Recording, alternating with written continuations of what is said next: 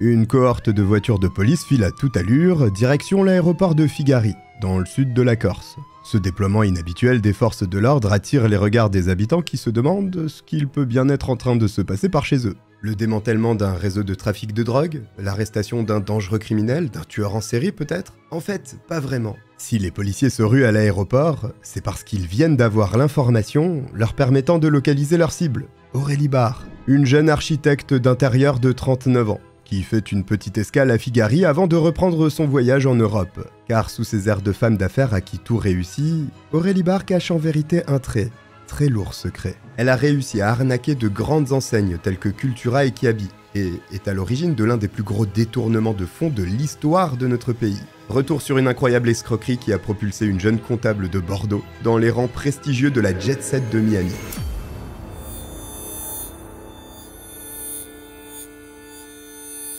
Bonjour à tous, je suis le Cogiteur et je vais vous raconter une affaire de fraude absolument folle. Mais juste avant, c'est la toute première vidéo de la chaîne, alors si vous aimez ce genre de contenu, n'hésitez pas à vous abonner, ça motive pour la suite. Bon allez, on commence. Le moins que l'on puisse dire, c'est que rien ne prédestinait Aurélie Barre à nager dans le luxe et les millions quelques années plus tard. Fille unique d'une mère infirmière et d'un père salarié de l'industrie automobile, Aurélie grandit dans la région bordelaise où elle suit des études de comptabilité. Élève brillante, elle obtient ses diplômes sans difficulté et commence à travailler en alternance chez Cultura, en tant que gestionnaire comptable. L'employeur d'Aurélie est d'ailleurs extrêmement satisfait de son travail, car elle ne compte pas ses heures et dévoile même des capacités impressionnantes pour tout ce qui touche au domaine de la finance. Un talent qu'elle ne va pas se priver d'exercer, mais ne mettons pas la charrue avant les bœufs. Ses très bons résultats lui valent finalement d'être embauchée par l'enseigne au bout de 2 ans d'alternance. Et si on est encore loin du rêve américain, l'avenir se profile sous les meilleurs auspices pour la jeune bordelaise, qui vient tout juste d'avoir 20 ans. Sauf que d'une vie banale, Aurélie n'en veut pas. Et cela vaut aussi pour ses relations de couple. Elle vise toujours plus haut, et ne s'intéresse à un petit ami potentiel qu'à la condition que son portefeuille soit bien garni. J'avais donc aucune chance et je pense même que j'aurais dû la payer pour le dérangement. Bref, c'est ainsi qu'elle fait la connaissance d'un footballeur professionnel. Tous les critères sont réunis pour la jolie brune, qui obtient enfin ce qu'elle désire depuis toujours, vivre dans le luxe. Son compagnon, dont on conservera l'anonymat, évolue à l'étranger, plus précisément en Angleterre dans un club de Première Ligue. Il gagne évidemment très bien sa vie et en tant que petit ami amoureux dévoué, il couvre Aurélie de cadeaux. Peu à peu, ses amis de l'époque la voient changer et développer une réelle obsession pour le luxe et l'argent. Aurélie relègue son ancienne garde-robe au fond du placard pour n'acheter que des vêtements et des bijoux de luxe hors de prix. Toujours très apprêtée, tirée à 4 épingles, couverte de grandes marques de la tête aux pieds, elle se déplace fièrement au volant de sa Mini flambant neuve. Tout ça, c'est très bien, et après tout, cela ne regarde personne d'autre si elle choisit de flamber l'argent que son petit ami lui verse généreusement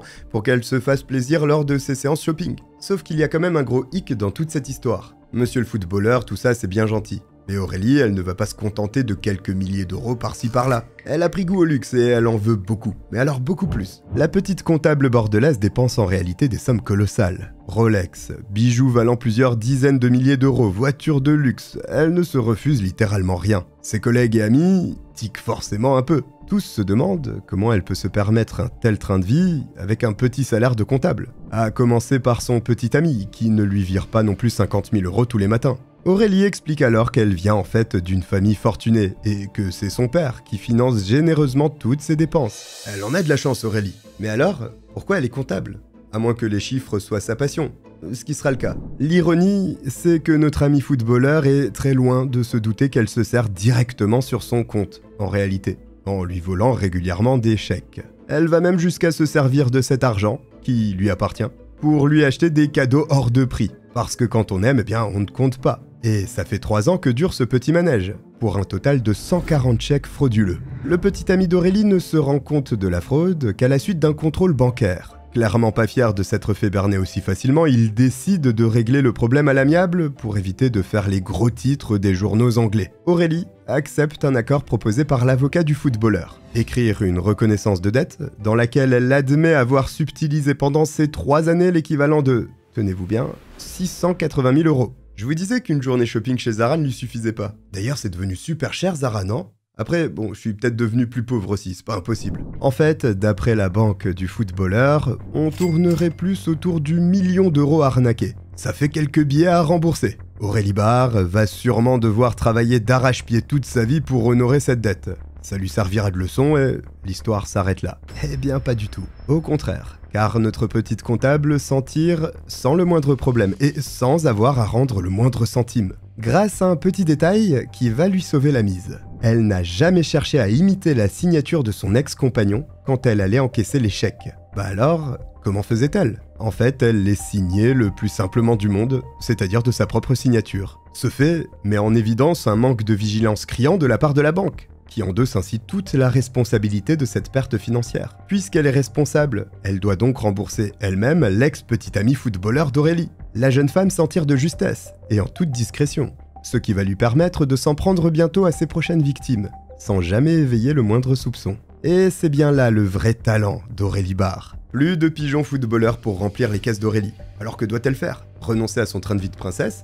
Plutôt mourir. Cette option n'est même pas envisageable pour Aurélie Barre. Mais à présent qu'elle n'a plus aucun accès au fonds de son ex-petit ami, non seulement elle se retrouve à court d'argent, mais en plus de tout cela, tous ses comptes privés se retrouvent bloqués. Elle doit trouver au plus vite un moyen de se renflouer. Et on ne parle pas de quelques centaines d'euros. Comme d'habitude, il lui faut une montagne de cash. Ça tombe bien.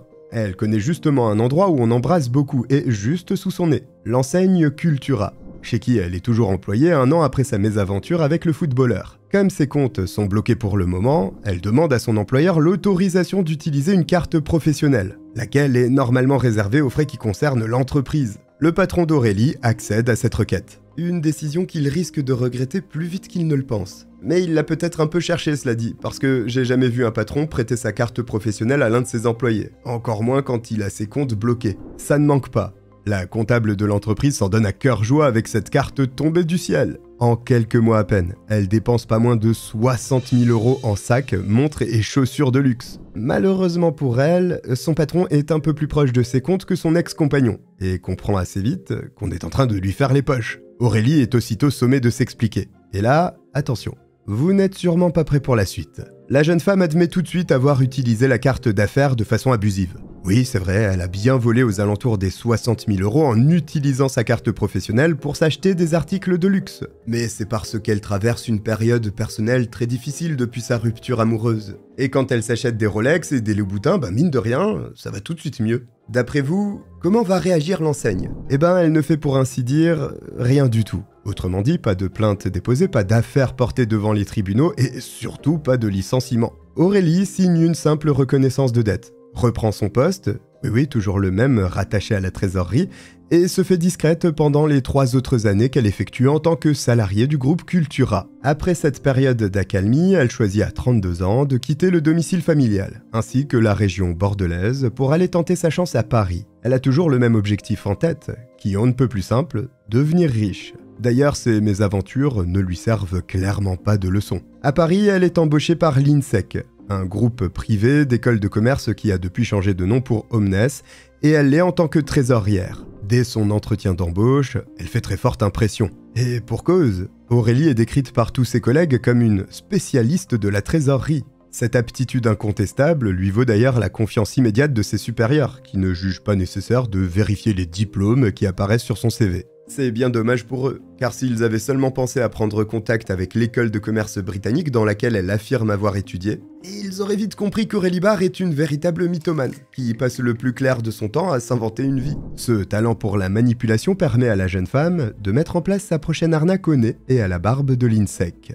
D'ailleurs, elle ne perd pas de temps. Il faut dire que les boutiques de l'avenue des Champs-Élysées lui font sérieusement de l'œil depuis son arrivée dans la capitale. 3 mois seulement après son embauche, Aurélie commence à falsifier les factures de l'INSEC pour son profit personnel. Pour cela, rien de plus simple. Elle fait installer un logiciel de trésorerie dont elle est la seule à avoir accès. Et lorsque l'INSEC lui transmet les factures des prestataires qu'ils ont à régler, Aurélie crée une copie de ces factures. Sur le double, elle utilise un logiciel de retouche pour remplacer l'IBAN du prestataire par celui de son compte bancaire. Pour simplifier, quand l'INSEC paie une facture d'électricité par exemple, elle vire en plus de cela la même somme sur le compte personnel d'Aurélie.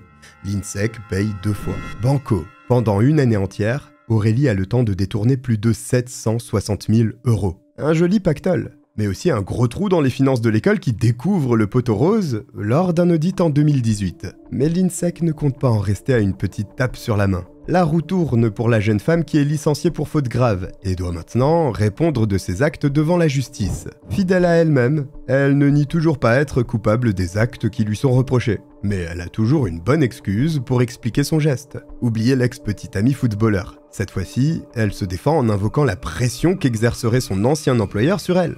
Et oui, si vous vous souvenez bien, Aurélie a signé une reconnaissance de dette de 60 000 € avant de quitter son poste à Cultura. Lorsqu'elle est embauchée à l'INSEC, elle est loin d'avoir remboursé cette somme. Et selon elle, elle subirait alors une pression énorme afin de rendre la somme volée initialement. Alors, si on peut croire qu'elle a effectivement volé son nouvel employeur dans le but de rembourser le dernier, ce qui est déjà nettement discutable, vous conviendrez quand même qu'il y a une grosse différence entre la dette de 60 000 € et les 760 000 € volés à l'INSEC. À ce sujet, Aurélie explique qu'elle a juste pété un câble. Et qu'en réalité, elle espérait qu'elle finirait par se faire arrêter par la police. Bon, en attendant qu'on l'arrête, elle prenait des vacances de luxe en Corse et flambait des dizaines de milliers d'euros en voitures de sport et vêtements de marque. Mais ce n'est qu'un détail. À l'issue de son procès, le 3 juillet 2023, Aurélie Barre est condamnée à purger une peine de 2 ans de prison avec sursis. Mais entre son licenciement en 2018 et sa condamnation en 2023, la jeune femme ne se tourne pas les pouces. Elle parvient à se faire embaucher en tant que trésorière chez Kiabi.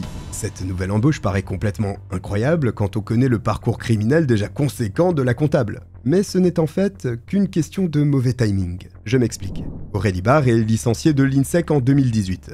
Elle commence à travailler début 2019 chez Kiabi. Mais à ce moment-là, l'instruction judiciaire est en cours. Aurélie n'est au moment de son embauche chez Kiabi sous le coup d'aucune condamnation. On peut quand même se demander si ces nouveaux employeurs ont pris la peine de contacter l'INSEC ainsi que Cultura pour vérifier ses références. La réponse est non. Toujours est-il que Kiabi ignore tout des nombreuses fraudes dont s'est rendue coupable Aurélie. Et ne pas s'être renseigné, ça va leur coûter 100 millions d'euros. Bien confortablement installée à son nouveau poste de trésorière, Aurélie Barre va mettre en œuvre ses compétences extrêmement pointues pour commencer à détourner de l'argent. Et oui, pourquoi elle ferait autre chose? Elle travaille en tant que prestataire pour Kiabi, ce qui veut dire qu'elle est externe à la société. Sa mission principale est de gérer les bénéfices de Kiabi en les plaçant pour les faire fructifier. Ça, c'est la théorie. Mais dans la pratique, Aurélie va opérer un peu différemment, histoire de s'en mettre plein les poches. Elle utilise un nouveau stratagème pour ça, qu'on appelle les contrebons. En pratique, cela demande une maîtrise de haut niveau, mais ce n'est pas si compliqué à comprendre. En gros, cela consiste à transférer les fonds d'un compte à l'autre jusqu'à brouiller leurs traces. Lors de l'été 2023, elle propose donc à Kiabi de placer une partie de leurs bénéfices, soit 100 millions d'euros, sur un compte à terme. Un compte sur lequel on place une grosse somme d'argent pour une durée déterminée et qui offre un taux d'intérêt élevé. Quand l'entreprise voudra récupérer son argent dans quelques temps, elle est censée s'en tirer avec un joli bénéfice. Kiabi accepte le projet et donne son accord à Aurélie pour le transfert de l'argent. Tout devrait bien se passer. Et ce serait sûrement le cas si la collaboratrice de Kiabi ne s'appelait pas Aurélie Barre. Car juste après avoir rempli son contrat, la trésorière arrête subitement de travailler avec l'enseigne et s'envole pour tenter le rêve américain sous le soleil de Miami, avec 100 millions d'euros en poche. Au lieu de placer l'argent sur le fameux compte à terme, Aurélie falsifie la signature de la présidente de Kiabi et transfère cette énorme somme sur un compte courant dans une petite banque d'Allemagne. De là, elle se fait un virement sur un autre compte situé en Turquie, remercie ses patrons pour leur confiance, fait ses valises et disparaît du paysage. Elle vient de réussir le coup de sa vie. Grâce à la somme astronomique qui a bien gonflé son portefeuille, Aurélie s'entoure tout de suite de célébrités et se met à fréquenter la jet-set américaine. Elle le sait, il ne suffit pas d'être millionnaire pour devenir célèbre. Elle doit se trouver au bon endroit au bon moment et être vue pour se faire un nom. C'est ainsi qu'on l'aperçoit notamment lors d'un dîner, en compagnie de l'actrice Eva Longoria. Aurélie Barre, cette petite française richissime sortie de nulle part, et qui est couverte de luxe de la tête aux pieds, commence très vite à se faire un nom en Floride. Il faut dire qu'elle se sent comme un poisson dans l'eau. Elle se lance même en tant que décoratrice d'intérieur, grâce à un CV très vendeur, dans lequel elle se décrit comme une experte depuis plus de 10 ans dans le domaine du design de luxe, et accessoirement détentrice de plusieurs diplômes prestigieux. Alors vous comme moi, on ne se laisse plus berner par les mensonges de la comptable bordelaise, parce qu'on sait ce qui va se passer. Mais à Miami, personne n'a eu vent du passé criminel d'Aurélie, et son nouvel entourage n'y voit que du feu. Très vite, elle devient la chouchou des stars qui ne jurent plus que par elle pour redécorer leur villa. Sa société, appelée Haute Design, est alors la plus réputée et la plus prisée de Floride. tel que la désigne le magazine Palm Beach, duquel Aurélie fait la couverture. Elle apparaît dans une somptueuse robe noire, prenant la pose dans un escalier de marbre blanc. Franchement, qui pourrait se douter que sa fortune est le résultat d'un vol de grande envergure en France? La toute nouvelle décoratrice d'intérieur s'affiche d'ailleurs aux côtés de DJ Khaled en août 2024, lors de l'inauguration du lounge de l'artiste qu'elle vient juste de terminer. Sur la vidéo, on aperçoit DJ Khaled poser les yeux sur la montre que porte Aurélie et lui faire remarquer que c'est une très jolie pièce. Jolie, elle peut l'être. La Rolex arc-en-ciel qu'arbore Aurélie vaut aux alentours des 450 000 €. Sur son site internet, elle n'a pas non plus de scrupules à prendre la pose avec ses bracelets Cartier dont le prix frôle les 50 000 € pièce. On peut dire que la jeune femme ne s'est pas privée depuis son arrivée sur le sol américain, jusqu'à s'offrir une villa estimée à 16 millions € dans le quartier extrêmement huppé d'Allison Island à Miami. Quartier que je ne connais pas et que je ne connaîtrai sûrement jamais, mais je me rassure en me disant que ceux qui habitent là-bas ne connaîtront jamais le mien non plus. Et s'ils sont amenés à le connaître, c'est qu'Aurélie Barre a mis un nez dans leur compte bancaire. Ah oui, parce que ses nouveaux voisins se nomment Pitbull, Shakira ou encore Sylvester Stallone. Une vie de faste et de luxe qu'Aurélie aime partager sur son compte Instagram, ce qui va forcément finir par attirer l'attention de la brigade des fraudes de l'autre côté de l'Atlantique. Parce qu'en attendant, la directrice de Kiabi aimerait bien récupérer ses 100 millions € avec le bénéfice escompté. Cela fait quand même 1 an que les fonds ont été transférés et qu'Aurélie mène une vie de star à Miami. Comme Kiabi veut récupérer sa mise, forcément on indique à l'enseigne que le compte est vide. Pire, en réalité, il n'a jamais été approvisionné. Ah, cataclysme dans les bureaux de la direction. C'est 4% de leur chiffre d'affaires annuel qui vient de se volatiliser tout de même. Tiens d'ailleurs, c'est bizarre, parce que cette disparition soudaine correspond aussi à celle d'Aurélie Barre, qui a quitté l'entreprise pile à cette période. Un petit contrôle en interne, ainsi que l'ouverture d'une enquête, permettent assez vite de mettre le doigt sur les nombreux liens qu'il existe entre le vol de cet argent et le brusque changement de vie d'Aurélie. Et si on a un minimum de jugeote, il suffit d'un simple petit coup d'œil sur Instagram pour comprendre qu'Aurélie se fait bien plaisir avec l'argent de Kiabi depuis 1 an. On peut d'ailleurs se demander comment quelqu'un de suffisamment intelligent pour voler des millions peut trouver judicieux d'afficher son nouveau train de vie à la vue de tous. Et notamment la fiesta organisée en grande pompe à Mykonos à l'occasion de la création de sa société. Mais c'est une autre histoire. Kiabi porte plainte contre Aurélie Barre en juillet 2024. C'est l'OCRGDF, l'Office central pour la répression de la grande délinquance financière, qui dirige l'enquête en collaboration avec le parquet de Paris. En examinant attentivement les réseaux sociaux de la jeune femme, les enquêteurs découvrent que la société de jet privé avec laquelle elle voyage vient de publier une vidéo dans laquelle on l'aperçoit. En fait, ils ont l'habitude de mettre en avant leurs clients réguliers et fortunés. Et c'est pour cette raison qu'ils postent une petite vidéo dans laquelle on voit Aurélie monter dans son jet. Rien de très intéressant en somme. Jusqu'à ce que les enquêteurs se rendent compte que le trajet complet du vol a aussi été filmé. On découvre donc qu'Aurélie Barre prévoit de passer par l'Italie, de s'arrêter quelques jours à Mykonos, puis de faire une escale à l'aéroport de Figari, en Corse. C'est là que la police s'apprête à interpeller sa suspecte, qui est alors vraiment loin de se douter que sa prochaine escale se fera derrière les barreaux. Le 12 août 2024, lorsque son avion se pose sur le sol européen, Aurélie Barre est immédiatement placée en état d'arrestation. Au moment où elle est appréhendée par les forces de l'ordre, elle porte plus de 500 000 € de bijoux et de vêtements de luxe. Placée depuis lors en détention provisoire, Aurélie Barre, qui avait déjà été condamnée à 2 ans de prison avec sursis après l'affaire de l'INSEC, encourt une peine de 10 ans de prison pour escroquerie et blanchiment en bande organisée. À l'heure actuelle, l'enquête est toujours ouverte et on recherche plus particulièrement la présence de complices. Ce qui est certain, c'est qu'on est loin d'avoir fini d'entendre parler d'Aurélie Barre, puisque Netflix et Amazon Prime ont déjà annoncé travailler sur cette histoire. La seule chose qu'elle n'aura pas volée finalement, c'est bien sa notoriété. Voici pour cette histoire d'arnaque de haut vol. Si vous avez aimé, vous pouvez vous abonner, c'est juste là. Je vous remercie d'avoir été là pour la première vidéo de la chaîne, ça me va droit au cœur. Et nous, on se retrouve bientôt. Bye.